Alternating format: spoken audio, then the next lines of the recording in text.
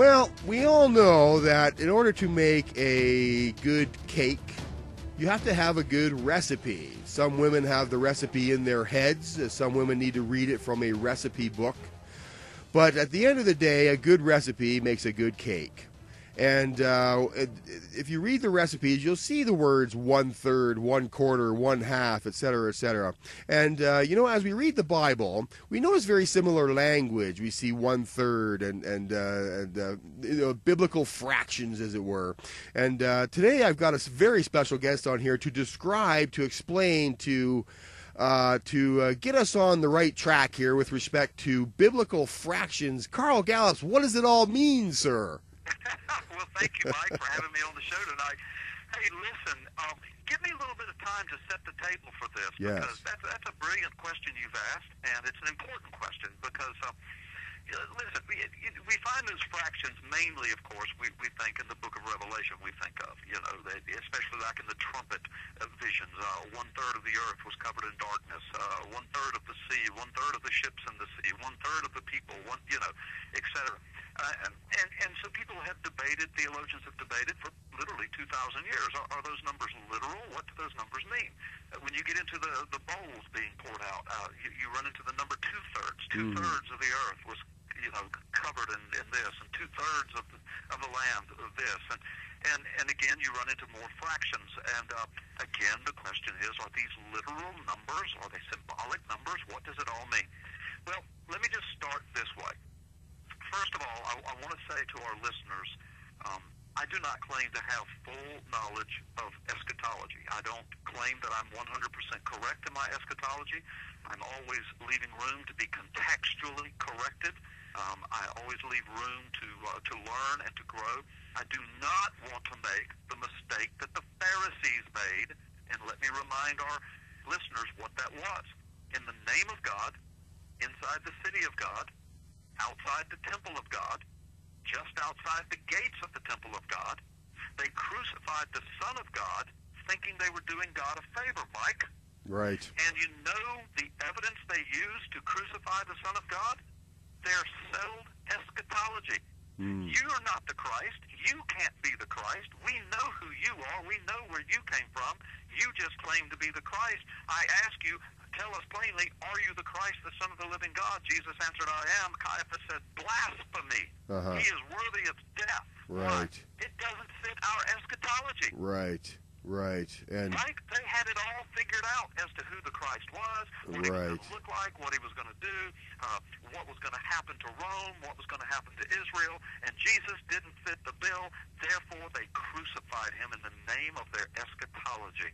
As often as he tried to point them to the scriptures, which directly referred to himself, they refused. Yes, but they didn't know the scriptures in their context.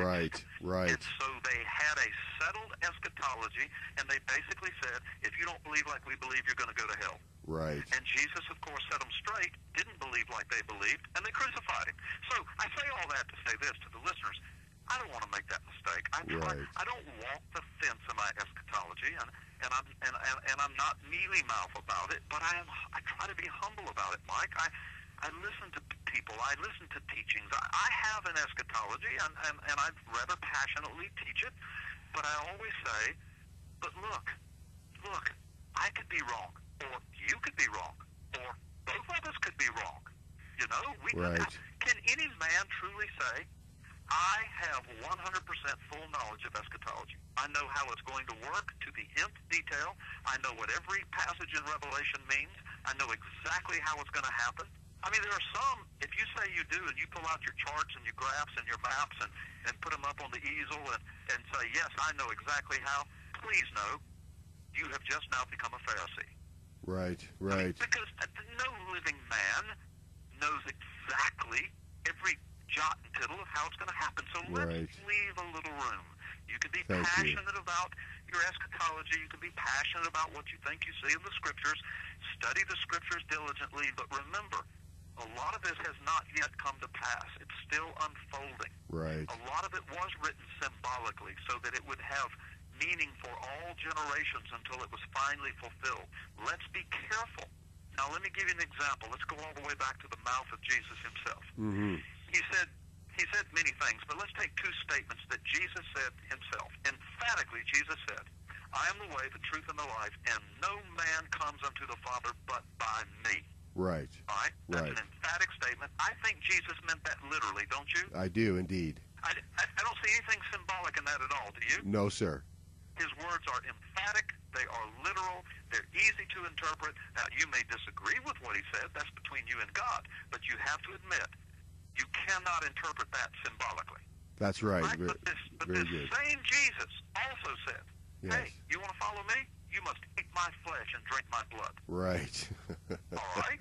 Now, ask yourself, well, he meant that symbolically. Well, now, wait. How do you know?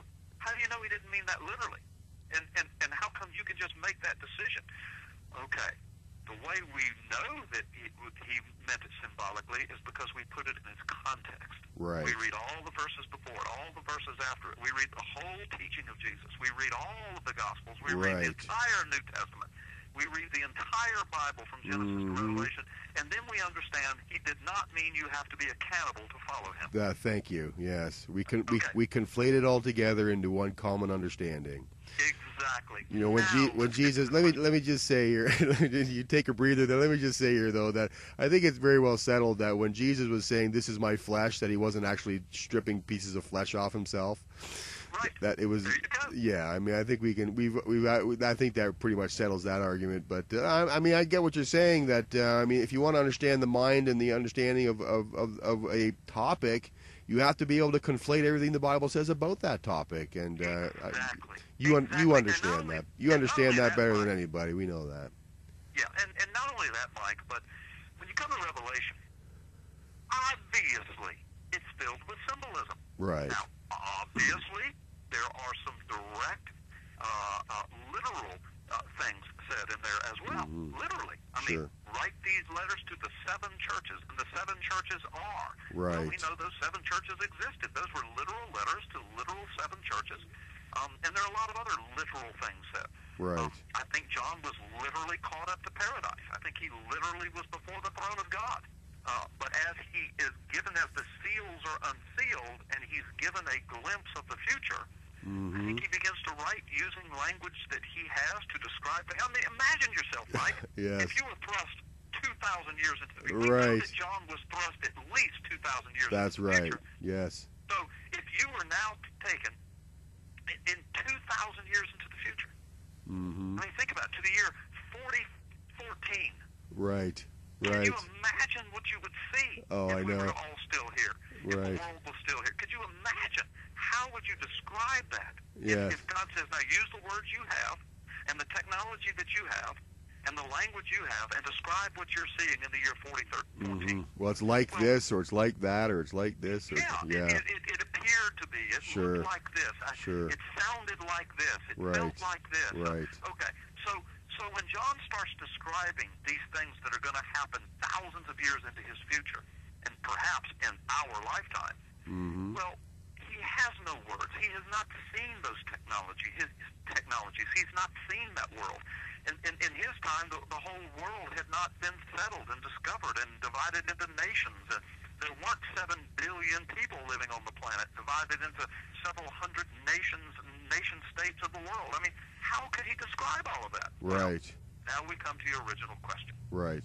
Come to the trumpets. We come to the bowls of wrath. We run into these fractions. Let's just deal with the trumpets right now, because all of those, when they deal with fractions, they deal with 1/3. 1/3 of the earth was burned up. 1/3 of the ships were destroyed. 1/3 of the sea. 1/3 of the earth. 1/3 of the people. Okay. So here's what I say to Bible students. Look, is God big enough and accurate enough and exacting enough to pull off exacting 1/3 figures? Well, of course he is.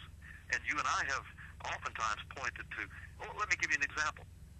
The United States of America has about 330 million people in it. Right. We just heard the other day from the CDC that it has now been revealed that 110 million Americans have some form of STD, That's sexually right. transmitted disease. 1/3. Well, that Right. happens to be exactly 1/3, Right. which is a biblical number of judgment. Right. Now, I mean, so can God pull off exacting 1/3 numbers? Of course he can. But now, when I come to the trumpets, for example, here's how I interpret those. I say, first of all, they could be exacting numbers, for sure. I mean, in their ultimate fulfillment, they could be exacting numbers. But let's back up. Clearly, they're written a little more symbolically. We have to admit that. A little more symbolically, in that we're dealing with things that John has been thrust into. He's never dealt with before, technologies and occurrences in the heavens and on the earth, and the judgments of the last day, and right before the rapture of the church. I mean, so how does John deal with these things? Okay, let's talk about the fraction. What does that fraction mean? Well, 3/3 of something means everything, right? 3/3 is everything. Yeah, it's 100%. Yeah, right. 3/3 means everything. Right. 2/3 means the most of something. Let's say you got a pie. All right, 3/3 that's the whole pie. Right. Well, 2/3 of the pie, that's not the whole pie, but No, it's mostly. the vast majority of it. Right. I know 1/3. All right, here's 1/3. Here's what 1/3 means. At the very least, symbolically, here's what it means. It's not the whole pie. Right. It's not even most of the pie. Right. But it's a significant piece, and it's big enough that you would take notice of it. Right. Right. So if something happens on the earth to the power of 1/3, Right. that means it didn't happen to the whole earth. Right. It didn't happen even to the most of the earth. Okay. But it did happen in such a significant way that the whole earth probably knows about it. Right. Wow. Okay? So Yes. at the very least, 1/3 means that. Right. Now, it's also important to understand, for context, it's important to understand biblical words. Mhm. You come to the word earth. It could mean the globe, Right. the entire planet. But you know what that word in Greek also could mean? And it is used frequently in Greek literature Well, that's- and in the Bible this way. This is why we call you. This is why we call you. This is why we don't rely on my knowledge, because you understand these languages. That same word, and I have this heavily documented in, Right. in a book that I've got coming out in February 2015. But that same word can also mean a specific portion of the earth, or a specific theater, if you will, a specific theater of where prophecy is going to be fulfilled, a specific section of land. It can even mean a specific nation. That word. Now, most of the time it's used, for the whole planet. But see, we use our language the same way, Mike. We'll talk about the earth as a globe, and then we'll talk about, he's the smartest guy in the world. Well, Yeah, do we sure. really mean that, or do we just mean Right. he's the smartest guy I know? Right. We can go on and on with the examples of how we Sure. use the same word in a multiplicity of ways, depending upon the context. Right. Well, when we're dealing with prophecy, we got to remember that prophecy, you have to start, is pretty much Middle Eastern centric. Sure. I mean, you can't sit in America or Canada and say, well, it's not happening here, so it must not be happening. Right. I mean, Starbucks is open. You're famous for saying Yes, that. Starbucks right. is open. NFL is playing tonight. Yes. My favorite movie's on TV, Mhm. so we must not be any tribulation happening. Right. Right. Well, wait. Let's go to the Middle East. Let's ask our brothers and sisters in the Middle East, Right. the 200, 300,000 people that are fleeing from Iraq and Syria and having their children's heads cut off and put on stakes and poles before their eyes, and their wives and daughters raped before their eyes. Do you think they might be in some tribulation right now? Right. I mean, You absolutely. see, it Sure. all began there. It's all going to end there. Right. I believe in the last days it will spread out into other parts of the world, to be sure. But let's start in the Middle East when we start interpreting prophecy. Let's don't start in Toronto, Canada, or Pensacola, Florida. Right. Right. We start in the Middle East and Israel. So when we come to these prophecies, and we discover that the word earth could mean a specific theater, and we discover that the word 1/3 doesn't have to mean a literal 1/3 number of the entire planet, but it could mean a large, significant portion of a theater where a prophecy is being fulfilled, so significant that the entire world knows about it, but not the whole earth, or not even the whole theater, and not most of the earth, and not even most of the theater, but a significant thing happens very specifically that the world knows this prophecy is being fulfilled.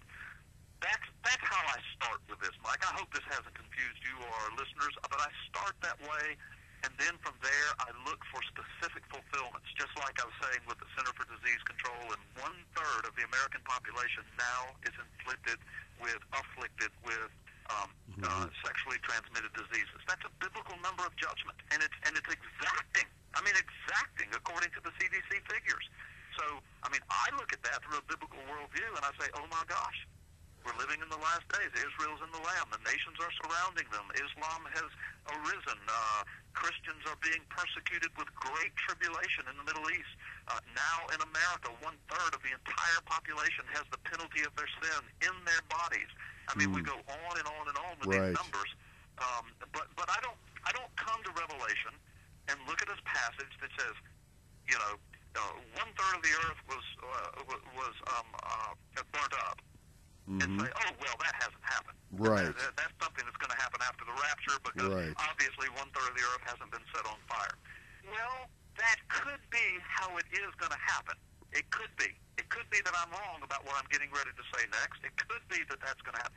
But what I'm getting ready to say next is, it could also be that it means a specific theater, and not necessarily a literal 1/3, but the understanding of 1/3. Right. And it could mean that something very specific and very literal happens in a theater that will point to that last day's prophecy, so that the last day's generation will look at it and say, oh my gosh, that's us. We're now in the last days. And this speaks to the reason why the real reason I had you on the show, and I guess I was being a little sneaky about it, but we've been saying on P.P. Simmons, Carl, for a long time that the first 5 trumpets have blown with shocking clarity, and that the 6th trumpet is imminent. And in the 6th trumpet prophecy, it says that a third of men, for to kill a third of men, is the expression that is used there. Now, some prophecy experts are saying that has to mean that 2.5 billion people are going to die in this particular war. Yeah. And I disagree with that. I mean, it could be, and I leave room to be humbly wrong. It could be that 2.5 billion people die in that particular revelation of prophecy. But it could also mean that it is 1/3 of a specific theater, and the number 1/3 doesn't necessarily mean a literal 1/3 near as much as it means this huge, significant number of this specific theater where this prophecy unfolds. And you and I know there are key words in those prophecies that point to modern day events. Mm-hmm. And it could mean that. And what if it does mean that, Mike? That means we're now living in the trumpet days, which means we're very close to the return of the Lord, the rapture of the church, and we better get ready. Right. Instead of sitting around saying, oh no, all that stuff, I mean, God didn't put that there for us. He put that there for people, after the rapture, and people who want to read the Bible can see it then. And well, it could be that that's right, but I really don't think so in its proper context. I really don't think so. No, and there's no reason to believe that's true. I mean, we have every reason to believe that we know that the direction we're in here and how far along we are. Although we're always making course corrections. We're looking at events in the news with one hand and the Bible in the other, and we're saying, hey, look, this matches up pretty accurately, and hey, look, this person's name is actually in the Bible, and exacting time frames are outlined in the Bible as they are happening on the earth, and like you said, you've got a book coming out in February, you say? February 2015, yes, and of course people will be listening to this broadcast before then, and I can't give the title of it right now because it's under contract, but it deals with the book of Revelation and a lot of the stuff we're talking about, plus a whole lot more. But some people will be listening to this broadcast after February of 2015, and of course by then you'll know the name of the book, and hopefully it'll be another bestseller and all over the world. But in that book, I outline everything I just said, plus a ton more with profuse documentation and resourced information. Biblical, of course, contextual, out of the Greek and Hebrew dictionaries, but also right out of the headline news, and very reliable sources. I mean, National Geographic and even mainstream media, New York Times and Washington Post, and even the liberal media that chronicles and declares things, Mike, that they don't even realize what they're saying. Well, and we look forward to that coming out, and hopefully it will cause people to not so much agree with us, but just sort of hit the restart button on their eschatology and what they've been taught over the years, and perhaps consider the very real possibility that the end time is not coming, the end time is now. Mr. Carl Gallups, always a pleasure to speak with you, sir. Thank you. It's been my honor. And Mike, I do want to emphasize again, folks, I could be wrong about some of these things. I leave room to be wrong. Contextually now, don't send me somebody's book about it, or don't tell me what the Left Behind series says, or don't refer me to a movie, but show me in the Scriptures contextually. Tie Scriptures to Scriptures. Let the Scriptures say what the Scriptures say, and I'm willing to be corrected. I want to be right, you know. I don't have an egotistical need to be right. I want to be right because I declare, thus saith the Lord. You know, I preach prophecy conferences all over the world. I teach from a pulpit. I'm on radio. I'm on television. I want to be humble enough that I don't make the pharisaical mistake of thinking I've got my eschatology all figured out to the point that I have just crucified Christ over again, you know. Right. So my book is the same way. I'm very passionate in my beliefs and the things that I think God has shown me, but I say throughout the book, listen, you know, I could be wrong. You measure this against the Word of God and against what's happening in the world yourself. But let me show you what I've discovered. And I think people are going to be pretty astounded when they read this, because there's some amazing stuff that not only have I just said, but I back it up with what media is saying and what the biblical languages say and what the context of the Word of God says. And it's pretty astounding stuff. You get the last word, Carl. Thanks for taking the time out of your busy schedule to speak with us today. My name is Mike Shoesmith. You've been listening to P.P. Simmons Radio, the theater for the mind.